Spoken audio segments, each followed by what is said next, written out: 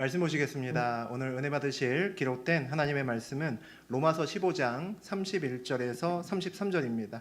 로마서 15장 31절에서 33절입니다. 신약성서 261페이지에 있습니다. 나로 유대에서 순종하지 아니하는 자들로부터 건짐을 받게 하고 또 예루살렘에 대하여 내가 섬기는 일을 성도들이 받을 만하게 하고 Pray that I may be rescued from the unbelievers in Judea, and that my service in Jerusalem may be acceptable to the saints there. 나로 하나님의 뜻을 따라 기쁨으로 너희에게 나아가 너희와 함께 편히 쉬게 하라. So that by God's will I may come to you with joy, and together with you be refreshed. 평강의 하나님께서 너희 모든 사람들과 함께 계실지어다. 아멘. The God of peace be with you all. Amen. 하나님 말씀입니다. 아멘. 네, 우리 로마서 15장 31절에서 33절까지 함께 읽었습니다. 우리 그 내용 중심으로 함께 걸어가는 인생길, 함께 걸어가는 인생길이라는 제목으로 우리 함께 은혜 나누겠습니다. 우리 로마서의 이제 마지막 부분 달리고 있습니다. 제일 결미 부분 다루고 있는데, 지난 시간에는 바울이 자기의 사역과 그동안에 자기가 입었던 은혜에 대해서 이야기를 했습니다. 그가 이방인에게 복음을 전하는 일꾼으로 살아가고 예루살렘에서 멀리 일루리곤까지 자기가 마음을 다해서 이렇게 선교했다, 그런 이야기를 했죠.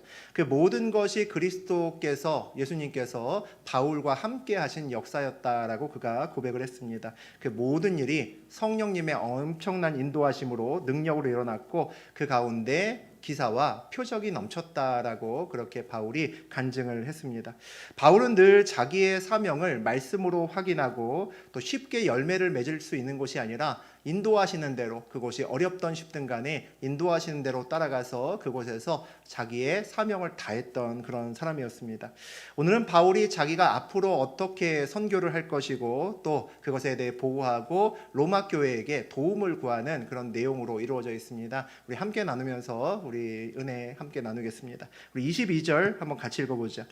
그러므로 또한 내가 너희에게 가려 하던 것이 여러 번 맡겼더니, 바울의 소원 중에 하나는 땅끝까지 가서 예수를 증거하는 것이었습니다. 그때 다시 땅끝이라고 하면 대표적으로 이 서바나 지역, 다시 말하면 요즘으로 치면 스페인 지역이었습니다. 우리 지도상의 유럽 지도 보게 되면 가장 서쪽에 있죠. 서쪽의 끝에 있는 스페인까지 가는 거였습니다.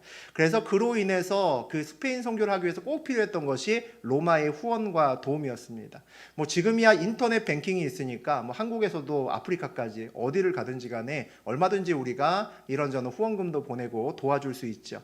그런데 옛날에는 그랬던 세상이 아니잖아요. 그러니까 서쪽 땅 끝에 가려면 그곳에서 가장 가까운 곳에 베이스 캠프가 있어야 됩니다. 그래서 그쪽에서 도와주어야 여러 가지 원활한 선교를 할 수 있죠. 그러니까 서쪽 땅 끝에 해당되는 이 스페인과 가장 가까우면서 이를 도와줄 수 있는 교회가 로마 교회였던 겁니다. 그러니까 로마 교회가 꼭 협력을 해줘야 우리 바울이 스페인까지 가서 그들에게 전도하고 선교할 수 있었다는 거죠. 그러니까 바울에게 있어서는 로마 교회를 꼭 가야 되는 겁니다. 가서 여러 가지 이야기도 하고 후원도 부탁을 해야 되는 거죠.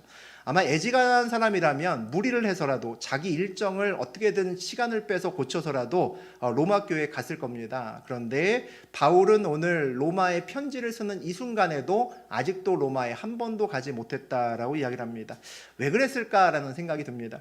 바울은 엄청나게 적극적이고 아주 불같은 성격을 가진 사람이었습니다. 사도행전에 보면 어떤 얘기가 나오냐면 바울이 1차, 2차, 3차에 거쳐서 그 주변의 모든 세상을 돌아다니며 자기가 할 수 있는 것은 모두를 돌아다니며 거기에서 하나님을 전하고 또 그렇게 선교를 합니다. 불도저 같은 사람이죠. 그래서 애지간한 사람은 우리 바울과 쫓아가면 바울을 따라가지 못하기 때문에 상처를 입고 성격도 강하니까 이제 힘들어합니다. 그 대표적인 그 사람 중에 하나가 이제 마가라는 사람입니다. 이 마가가 바울을 한번 쫓아갔다가 이제 학을 띄웠습니다. 1차 전도여행 때 갔다가 학을 띄웠죠. 도저히 못 가겠다고 가다가 중간에 돌아가 버렸습니다. 그러니까 이제 바울한테 완전히 찍힌 거죠. 그래서 1차 전도여행이 끝난 다음에 바울만큼 또 믿음 좋은 사람 한 사람이 더 있었는데 바울의 파트너죠. 바나바라고 하는 사람이 있었습니다. 둘이 아주 대판 싸웠습니다. 그 이유가 뭐냐면 2차 또 전도여행을 가게 되는데 이제 바나바가 1차 때 실패했지만 마가가 많이 뉘우치고 다시 한번 하고 싶다고 하니까 데려가자라는 겁니다. 걔 데려가서 우리 훈련시키고 다시 한번 세워보자라 그랬습니다. 그런데 바울은 한 번도 다시 돌아보지 않았습니다. 한 번 끝났다는 거죠. 데리고 갔는데 걸림돌만 되었는데 요번에 누굴 또 고생시키려고 걔를 데려가냐? 절대 안 된다라고 했습니다. 둘 다 믿음이 굉장히 좋은 사람이었는데도 싸웠습니다. 바울이 끝까지 고집을 피웠죠. 그래서 결국 둘이는 그때 갈라섰습니다. 그래서 서로 다른 전도 여행을 서로 각자 가게 되었죠. 바울이 이런 사람입니다. 한 번 아니면 끝까지 아니야 이랬던 사람이죠. 아주 단호박 같은 사람이었습니다.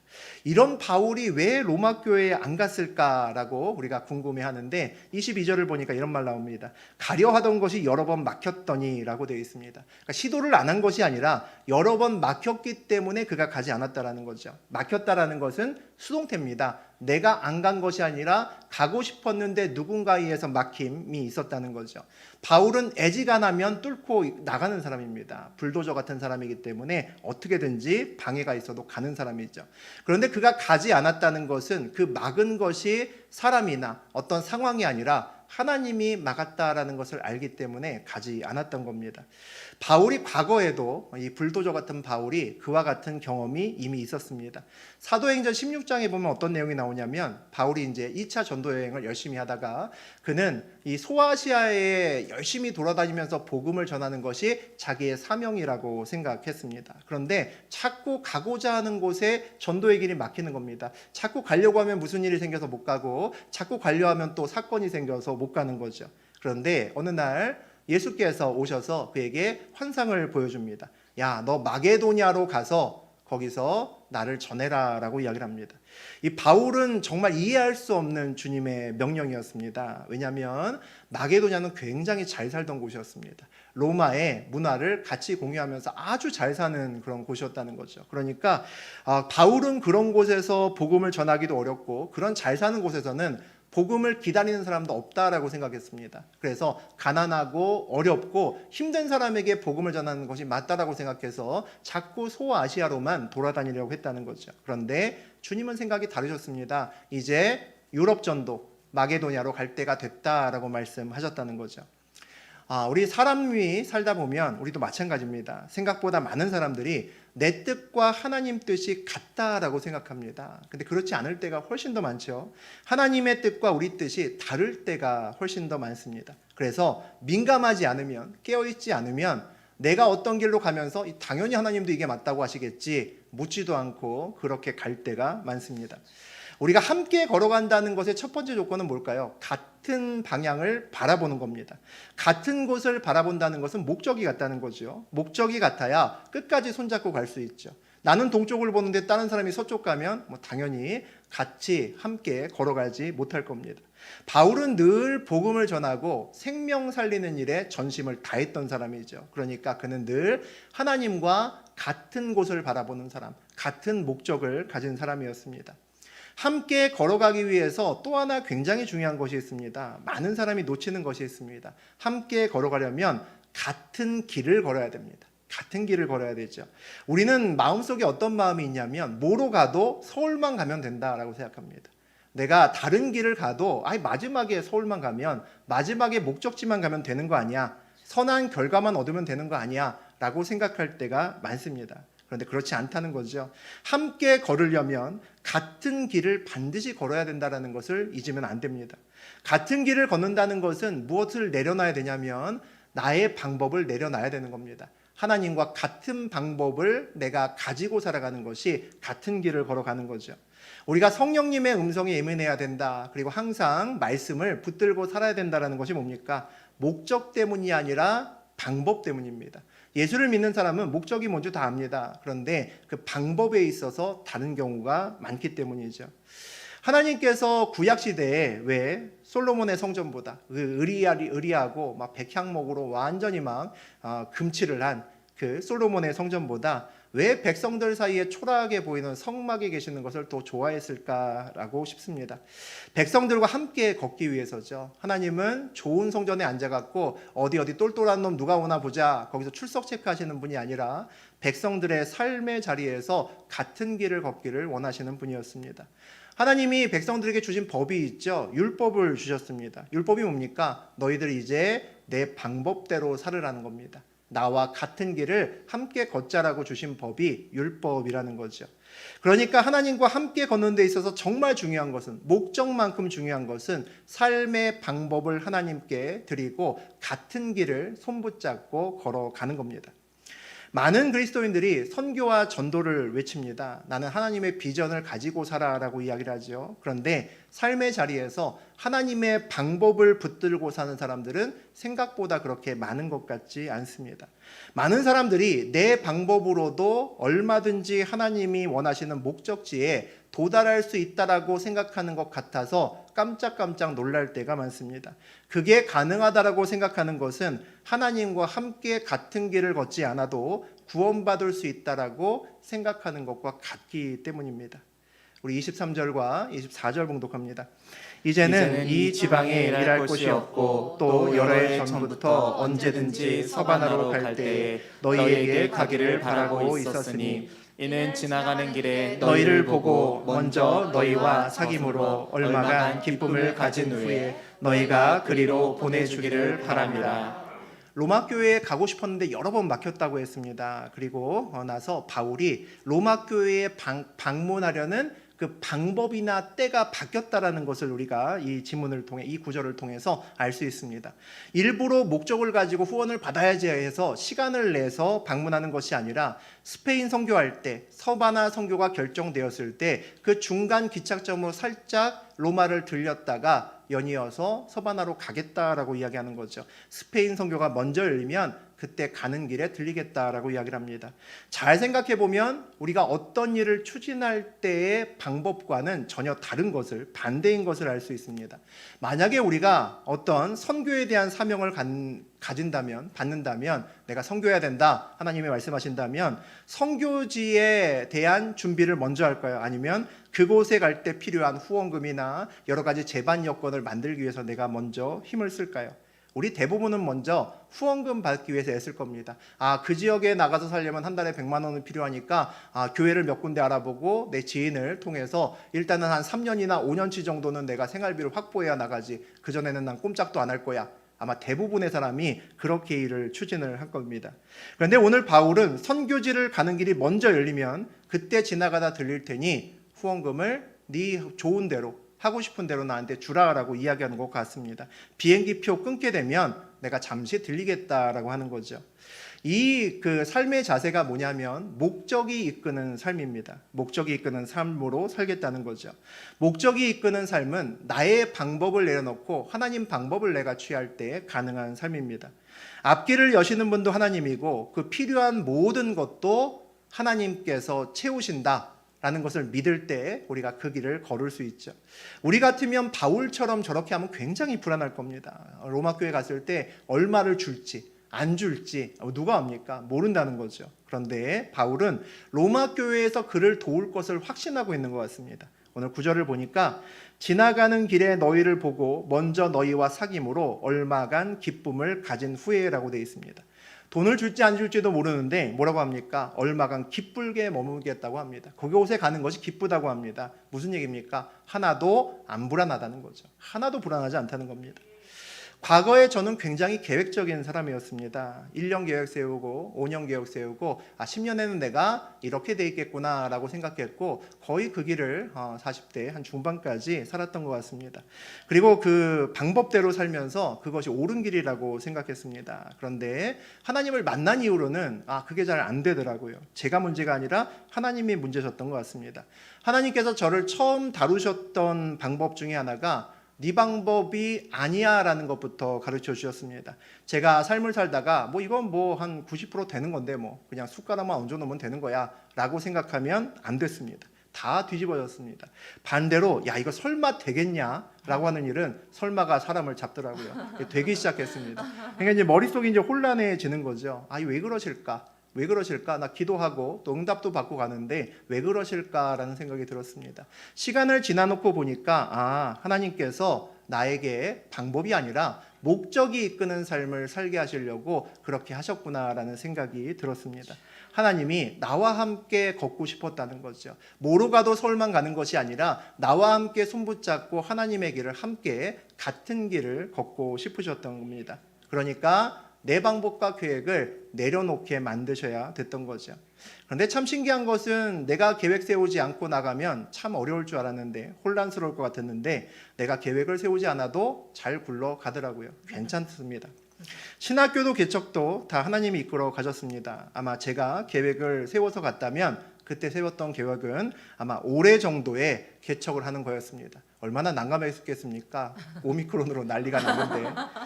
예, 우리는 한치 앞을 모릅니다. 그러니까 항상 모든 계획은 주님께 맡기고 가는 것이 가장 행복하고 평안할 수 있습니다. 네, 우리 25절에서 28절까지 보겠습니다. 그러나 이제는 내가 성도를 섬기는 일로 예루살렘에 가노니 이는 마게도냐와 아가야 사람들이 예루살렘 성도 중 가난한 자들을 위하여 기쁘게 얼마를 연보하였습니다.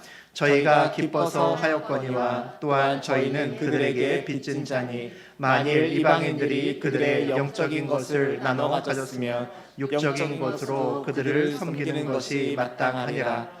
그러므로 내가 이 일을 마치고 이 열매를 그들에게 확증한 후에 너희에게 들렸다가 서반하러 가리라. 바울은 그런데 지금 당장 로마 교회에 가고 싶으나 가지 못하는 일이 또 생겼다라고 이야기를 합니다. 당장은 먼저 예루살렘으로 가야 된다는 거죠. 로마 가야 되는데 또 후순위로 또 밀린 겁니다. 왜 밀렸나 봤더니 마게도냐와 아가야 성도들이 예루살렘의 경제적으로 어려운 자들을 위해서 성교비를 모아서 헌금을 모아서 보냈다는 겁니다. 그래서 그거를 전달하러 예루살렘부터 가야 된다는 거죠. 나도 성교비가 필요한데 남의 성교비를 전달하느라 정작 자기 후원금을 받을 것을 뒤로 미룹니다. 이게 가능한가 싶습니다. 나도 대출이 필요한데 남의 대출을 받아주냐고 내 대출은 저 뒤로 밀어놓고 남의 대출부터 먼저 받아주는 사람이 몇이나 될까요? 아마 거의 없을 겁니다. 그런데 이것이 하나님 방법으로 사는 삶이죠. 우리 교회도 이렇게 했습니다. 선교 전도하면 우리 일은 하나님께서 책임지신다라고 저는 생각했습니다. 아직 개척한 지 3년이 채 안 됐는데 지금보다 훨씬 어렸을 때부터 여러 군데를 하나씩 돕기 시작했습니다. 우리가 필요한 것보다 먼저 남의 필요한 것에 먼저 지출하는 경우도 여러 번 됐던 것 같습니다. 교회도 내 교회보다 동남아에 먼저 교회를 건축하고 그러고 나면 하나님께서 우리 교회는 잘 해주실 거다라는 확신이 있습니다. 우리 교회가 그렇게 한 3년 가까이 살았더니 3년간 하나님께서 이 교회를 정말 놀랍게 부어주셨다라는 생각이 듭니다. 먼저 교회 안에서 많은 성도분들의 간증이 들려옵니다. 그 간증을 들으면서 앞으로 우리 교회가 지금보다 훨씬 더 많은 일을 몇 년 안에 또 할 수 있겠구나라는 생각이 듭니다. 모두 방법을 하나님께 맡긴 결과라고 생각됩니다. 우리가 교회 이전도 했고 그리고 선교사 파송도 했습니다. 우리 그거 할 때 돈 먼저 쌓아놓고 난 다음에 하나님 도와주십시오라고 기도하면서 가지 않았습니다. 먼저 기도하고 나아갔더니 하나님께서 나중에 채우시는 것을 우리가 봤습니다. 우리도 바울처럼 먼저 나도 급하지만 남에게 필요한 선교비를 나누어 주고 했더니 하나님께서 우리를 채우셨던 경험이 있습니다. 내 교회보다 먼저 지역사회를 돕고 또 선교하는 이유, 그것도 기뻤죠. 우리 기쁘게 했습니다. 기쁘게 했던 이유가 오늘 나옵니다. 뭐라고 나오냐면 저희가 기뻐서 하였거니와 또한 저희는 그들에게 빚진 자니 만일 이방인들이 그들의 영적인 것을 나눠 가졌으면 육적인 것으로 그들을 섬기는 것이 마땅하니라.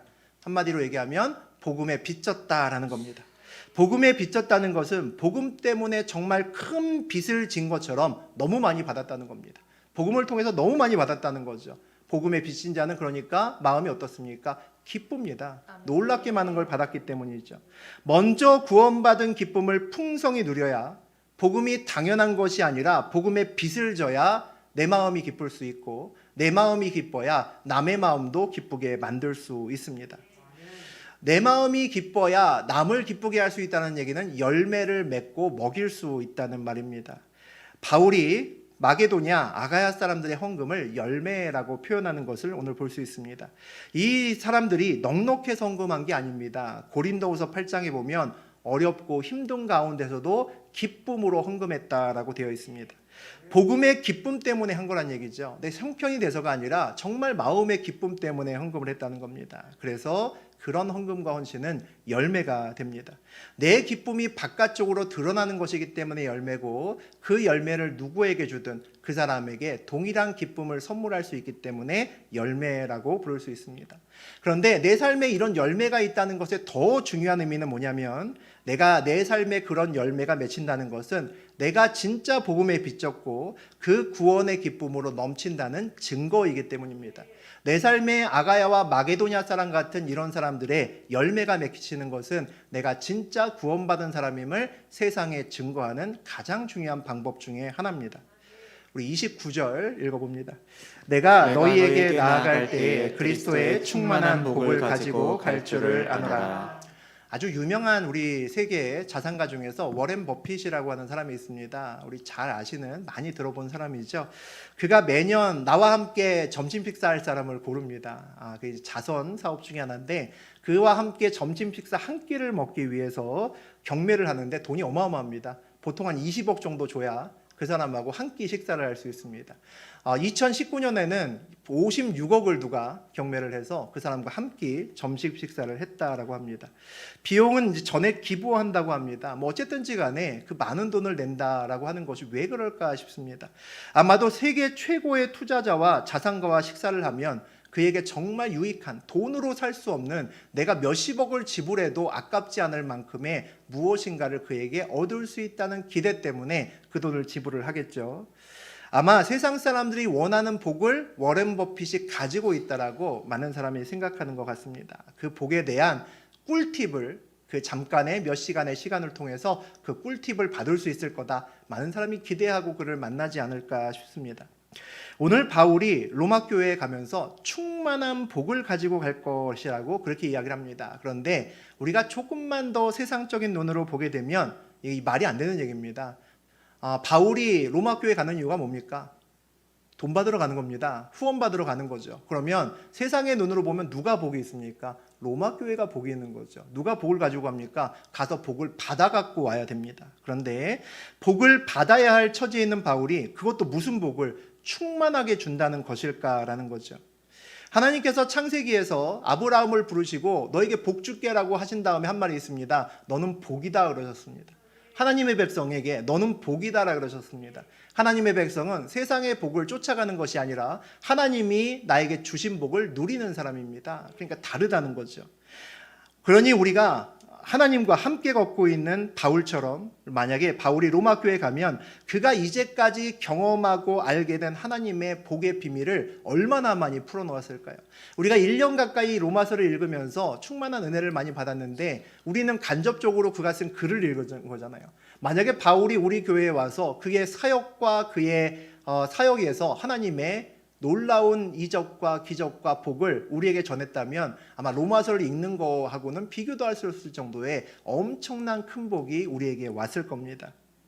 임마누엘 교회가 정말 하나님과 함께 걸어가면 이 교회에 순종하는 모든 분들이 이 그리스도의 충만한 복을 받아 누릴 거라고 저는 확신합니다. 네, 우리 30절과 31절 보겠습니다. 형제들아, 내가 우리 주 예수 그리스도와 성령의 사랑으로 말미암아 너희를 권하노니 너희 기도에 나와 힘을 같이하여 나를 위하여 하나님께 빌어 나로 유대에서 순종하지 아니하는 자들로부터 건짐을 받게 하고 또 예루살렘에 대하여 내가 섬기는 일을 성도들이 받을 만하게 하고.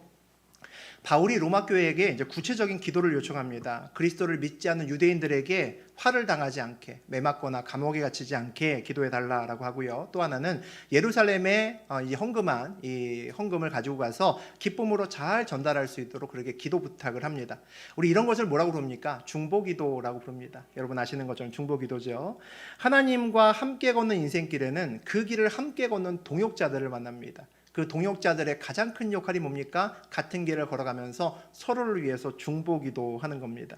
중보기도의 의미에 대해서 오늘 구절을 보니까 너희 기도에 나와 힘을 같이하여 나를 위하여 하나님께 빌어라고 되어 있습니다. 이게 중보기도입니다. 나와 힘을 같이하는 기도, 나에게 힘을 더해주는 기도, 그것이 중보기도입니다. 기도의 힘은 엄청나죠. 우리 새벽 예배를 드리시는 분은 아마 아실 겁니다.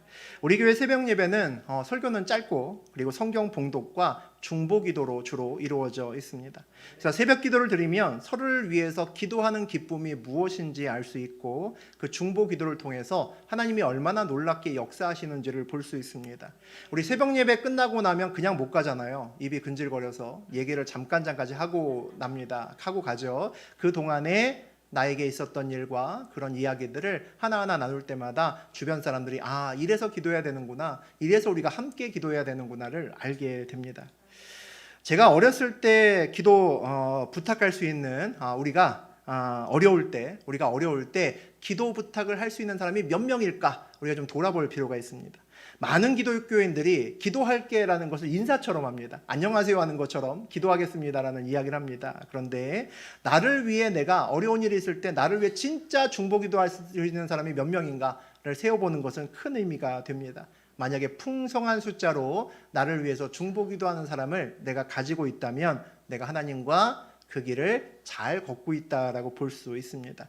하나님과 같이 하는 길에는 언제나 동역자들로 넘치기 때문이죠. 우리 32절과 33절 보겠습니다.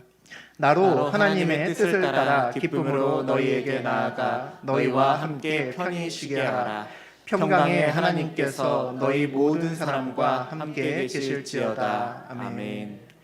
하나님의 뜻을 따라가는 사람들, 하나님과 함께 걷는 사람들의 최고의 선물은 제 생각에는 마음의 기쁨 또는 평안이 아닐까 싶습니다. 로마에 난생 처음으로 가고 낯선 사람들에게 가는 바울이 기쁨과 평안을 기대하고 있는 모습을 볼 수 있습니다. 또 평안을 빌어주고 있죠. 바울의 인생길에는 늘 함께 걸으시는 평강의 하나님이 있기 때문에 그도 평안할 수 있고 남들에게도 평안을 빌어줄 수 있는 겁니다. 저하고 여러분의 인생길에는 지금 다 다른 시점에 있죠. 우리의 나이들은 전부 다 다른 시점에 있습니다. 다양한 일들을 다사다난했던 정말 많은 일들을 거치고 아마 이 자리에 계실 겁니다. 사람마다 종류나 크기는 다르지만 모두 굴곡이 상당히 큰 삶을 살아갑니다. 인생의 행복은 얼마나 내가 많이 가졌는지, 내가 얼마나 높이 올라갔는지에 있는 것이 아니라 내가 얼마나 지금 평안한지에 우리 인생의 행복이 달려 있습니다. 하나님과 함께 걷는 사람의 가장 큰 복이 평안함이라는 거죠. 우리는 누구나 우리 그 예배당 밖에 카페에서 놀고 있는 우리 미르나 우리 하람이처럼 어린 시절이 있었습니다. 사람마다 차이는 있지만 보통 우리는 어릴 때에 가장 평안한 시간을 보냅니다. 우리 작은 하람이나 미르처럼 유치원에 다닐 때는 엄마 아빠만 있으면 세상 부러운 것이 없었습니다. 저도 그랬습니다. 평안했습니다. 무슨 문제든지 간에 엄마 아빠만 붙들고 늘어지면 해결이 됐었습니다. 내가 무엇인가 가지고 싶은 장난감이 있으면 엄마 아빠한테 떼쓰면 됐습니다. 사달라고 울어 퍼대면 처음에는 안 사준다고 하다가도 언젠간 사줍니다. 그래서 평안했습니다. 엄마 아빠를 신뢰할 수 있었기 때문이죠. 그리고 엄마 아빠가 내 장난감 하나 정도는 얼마든지 사줄 수 있어 라는 것을 내가 믿었기 때문입니다. 그런데 나이가 점점 들면서 세상에 나가 보니까 내가 무엇인가 가지고 싶은 것을 더 이상 엄마 아빠에게 졸라도 이게 해결되지 않는구나라는 것을 알게 되었습니다. 그때부터 제 삶에 여러분 삶도 마찬가지죠. 불안과 걱정이 이제 찾아오기 시작합니다. 그러니까 어떻게 해야 됩니까? 엄마 아빠 대신에 다른 믿을 만한 대상을 찾아야 됩니다. 삶의 문제를 만날 때마다 이 문제를 누구하고 씨름해야 되지를 이제 걱정하게 됩니다. 그 사람을 또 찾아가야 되는 거죠. 어떤 때는 씨름해야 됐었던 정작 그 사람은 따로 있었는데 엉뚱한 곳에서 씨름하다가 낭패를 본 경험도 있었습니다. 아마 여러분도 있었을 겁니다. 그러니까 살면서 평안을 어떻게 누립니까? 항상 긴장 속에서, 항상 불안함 속에서 세상을 살 수밖에 없었습니다. 그런데 하나님을 진짜 만나고 나니까 다시 평안이 임했습니다. 어렸을 때로 돌아간 것 같다라는 느낌이 듭니다. 저는 인생에서 가장 불안하고 두려울 때, 제 나름대로 가장 불안하고 두려울 때 하나님을 만났습니다. 그런데 상황이 바뀌지 않았는데 만나고 나니까 평안하더라고요. 그래서 알게 됐습니다. 상황과 상관없이 하나님은 평안을 주실 수 있는 분이구나라는 것을 알고 믿게 되었습니다. 먼저 하나님은 우리에게 무엇이든지 다 주실 수 있는 분이잖아요. 하나님이 살아계신 것을 우리가 잘 몰라서 그렇지 살아계신다고 하면 창세기부터 다 믿어진다는 얘기인데 하나님이 이 세상 창조하셨는데 나에게 무엇을 못 주시겠습니까? 능력에 대해서 우리가 갸우뚱하고 물음표를 던질 필요는 없다는 거죠. 저는 어렸을 때 장난감 사기 위해서 아빠하고 씨름했지 가게 주인하고 씨름하지 않았습니다. 점원에게 가서 사정할 필요도 없었다는 거죠. 그건 바보 같은 일이죠. 예, 바보 같은 일입니다. 가게 주인과 점원이 저에게 장난감을 사줄 이유는 일도 없죠. 예, 그래서 할 필요 없는 겁니다. 오직 아빠하고만 싸우고 땡깡을 부리면 되는 거죠. 그런데 생각보다 많은 신앙인들이 어떤 상황에 어떤 문제 앞에서 하나님 앞에서 씨름하다가 응답이 없는 것처럼 느껴지거나 내가 원하는 응답이 아니면 엉뚱한 곳에 가서 엉뚱한 사람과 또는 엉뚱한 것을 붙들고 씨름합니다. 제 눈에는 아빠가 장난감 안 사준다고 가게 주인이나 그리고 점원과 가서 실랑이를 벌이고 그에게 씨름하는 것과 마찬가지의 어리석은 아이 같아 보입니다. 끝까지 아빠하고 씨름해야지 왜 다른 사람과 씨름합니까?